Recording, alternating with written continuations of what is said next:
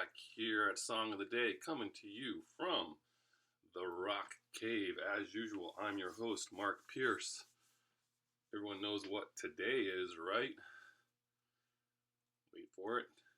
I'm super excited for today. Today is OCTANE Friday. I had to go digging into the cave archives and dig up some more posters. You see, I've got a lot more posters than you see here on the wall that didn't make it onto the wall. But for today, as you can tell probably by my shirt, we had to add 3 more posters to the wall. We had to do the Misfits, Danzig, and Samhain. Lucky thing that I worked at Music Outlet in Enfield for so long, because where else would you find such posters, most of which are just promotional only. So if you can't already guess, for today we are going back to 1955 because Glenn Danzig just turned 65. Ouch. On the 23rd of June. Glenn Danzig is 65. That hurts. That really hits home. I think that a lot of you are going to know who Glenn Danzig is just for that one song that we'll talk about, but a good percentage of you will probably never have heard a Danzig song in your life. Little known secret about me, I went through a phase where I was absolutely obsessed with Danzig, and I just love their stuff, and we'll talk about that. I'm actually working on something that's going to take me a while. I'm trying to map out my musical taste by year. So I'm trying to start with when I was a kid and then what I was listening to through the years, because I went through all these phases along the way. So it's going to take me some time to do that because I got to think about all that, because there's a lot, but that's what I'm working on. So who is Glenn Danzig? Glenn Danzig, born in Lodi, New Jersey. He basically a typical story as far as like art school, that kind of stuff. But his father was a TV repairman, and his mother worked in a record store. How about that? I mean, that's pretty cool, right? But he went off to art school for college, and then he taught himself to play instruments, and he started singing, and he founded the band The Misfits in 1977. Now, the Misfits were basically punk music with a horror movie theme to them. So they had a lot of controversy around some of their work, and especially their posters and such. Even that poster that I have back there was a little controversial because it's called Bullet anyway. So he started his own label, Plan 9, and they put out some records. I mean, they're pretty much known, the Misfits. He got the name of the band from Marilyn Monroe's last movie, and he considered himself kind of a misfit.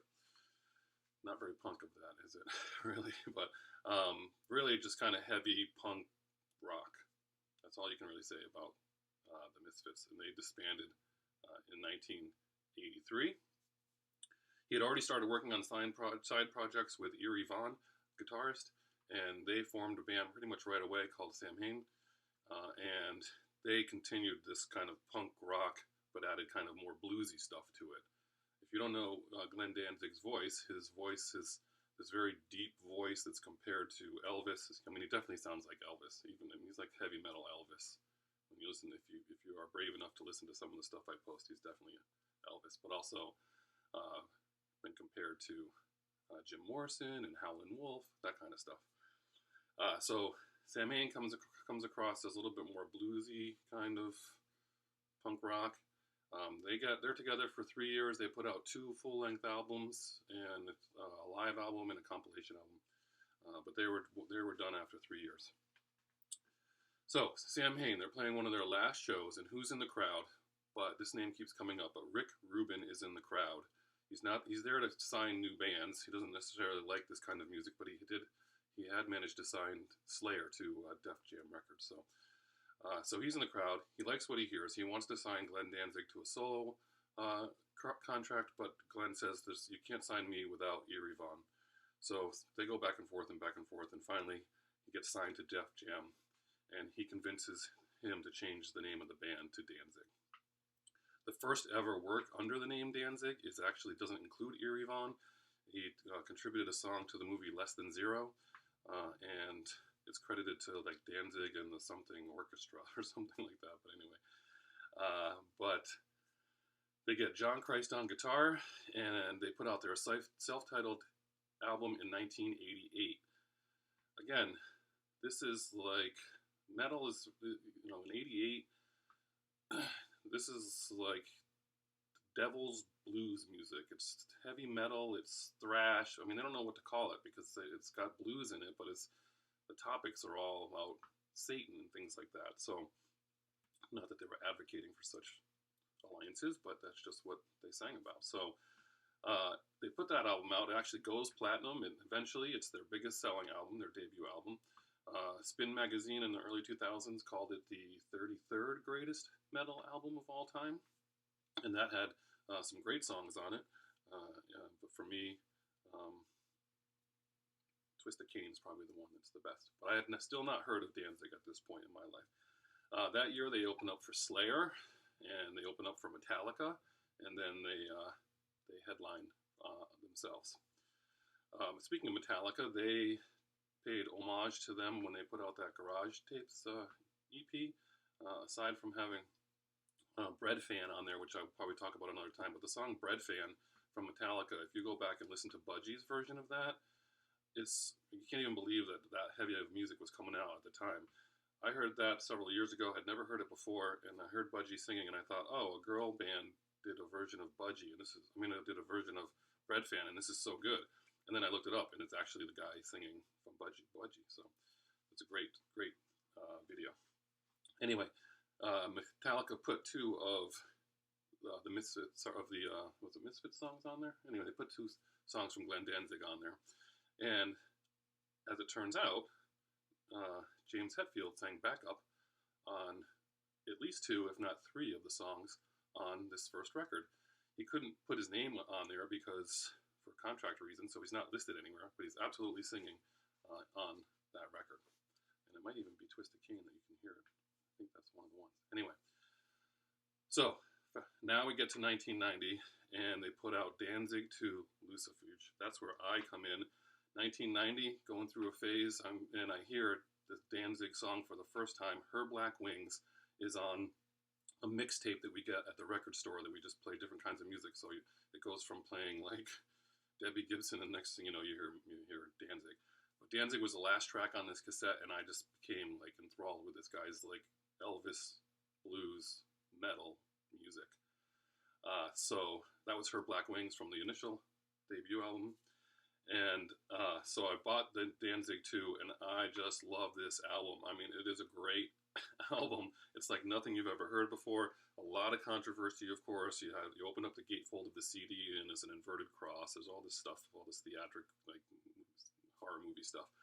But I played this CD and record just all the time. Love this record. We got Long Way Back from Hell, Snakes of Christ, Killer Wolf, Tired of Being Alive, Her Black Wings. Oh, Her Black Wings is on this one, sorry. The Devil's Plaything, 777, Blood and Tears, Pain in the World, Girl. Yeah, Her Black Wings is on Danzig too, because that's why I had the cassette, right? Anyway, just love this record. If you listen to it now, it's not going to sound as heavy as you might think, because all of our tastes have changed. Now we hear things like Metallica, and we had Marilyn Manson, and we had all these heavy bands on the radio since then. And so it's not going to sound as heavy as it was in 1990. But in 1990, you know, I'm coming off of listening to things like Thompson Twins. So my friends were like, what the hell's going on with Mark? But that's when I started getting into Queensryche and Megadeth and all that stuff around that time. For all of you all, the song that you know is that song Mother. The live version of Mother was played on the radio, but that was 5 years after its release. It was actually a song on that debut album, and it didn't get any traction anywhere. But somewhere along the way, the radio picked it up. It was a live version, and that's when it got popular. And so that's the version you hear, is a live version. They actually had a video for it, and Rick Rubin had sent the video to MTV, but they had the initial one had them sacrificing chickens, not really, but making it look like that. And then they did an edited version, and he sent the wrong one to MTV, and MTV played it for a week before they realized what they were doing. So they banned the video, but they pretty much banned the band as well. So Danzig after that, I mean, they put out 12 studio albums. He actually did an opera called Black Aria in 1992 that debuted at #1 on the Billboard Classical Album charts. True story. All right, that's all I got about Danzig. It's 10 minutes on Danzig. That's a lot, right? So what are we doing for Song of the Day? Well, as usual, I'm going to throw a bunch on there, but I have to do Her Black Wings has to be the first one because that's the one that got me into him, and Long Way Back from Hell, probably the top 2 for me. But I'll throw something from the first album on there as well. Maybe Twist of Cain. We'll put Twist of Cain on there. So anyway, that's your Octane Friday Band of the Day. Is that what we'll call this? Band of the Day for now? Anyway, it's Octane Friday. Enjoy it. Turn it up. If you don't know Danzig, give it a shot. You're just going to say it sounds like heavy metal Elvis, but it brings back fond memories for me. Have a great day, and as usual, we'll see you on the flip side.